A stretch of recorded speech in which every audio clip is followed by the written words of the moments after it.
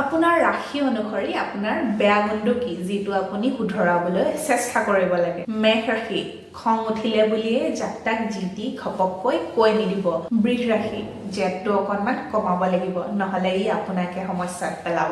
মিথুন ৰাশি এটা সিদ্ধান্ততে বৰ্তি থাকক, এটা বস্তুতে লাগি থাকক। কৰ্কট ৰাশি গম পাওঁ আপুনি বহুত আৱেগিক, কিন্তু আৱেগক সংযম কৰিবলৈ যত্ন কৰিবই লাগিব, নহ'লে ই আটাইতকৈ বেছি দুখ আপোনাকে দিব। সিংহ ৰাশি হয় বাৰু আপোনালোক জন্মগতভাৱে লিডাৰ হয়, কিন্তু অহংকাৰ নকৰি। কন্যা ৰাশি হয় আপোনালোক পাৰফেকশ্যনিষ্ট, কিন্তু সকলোতো আপোনালোকৰ দৰে পাৰফেক্ট হ'ব নোৱাৰে, গতিকে প্ৰতিটো কথাতে ভুল ধৰি থকাটো বন্ধ কৰক। তুলা ৰাশি আনক সন্তুষ্ট কৰিবলৈ গৈ গৈ নিজৰ ইচ্ছাক আওকাণ নকৰিব আৰু নিজৰ মনটোকো স্থিৰ কৰক। বৃশ্চিক ৰাশি কোনোবাই কিবা এটা মনত কষ্ট দিলে বুলিয়ে প্ৰতিশোধৰ ভাৱনা নানিব, কাৰণ প্ৰতিশোধৰ ভাৱনাই আটাইতকৈ বেছি কষ্ট আমাৰ নিজকে দিয়ে। ধনু ৰাশি হোলা ভাই মূলা নবনিব, দুনিয়াখন ইমান চিধাও নহয়, মেচিয়ৰ হওক আৰু নিজৰ দায়িত্বৰ পৰা নপলাব।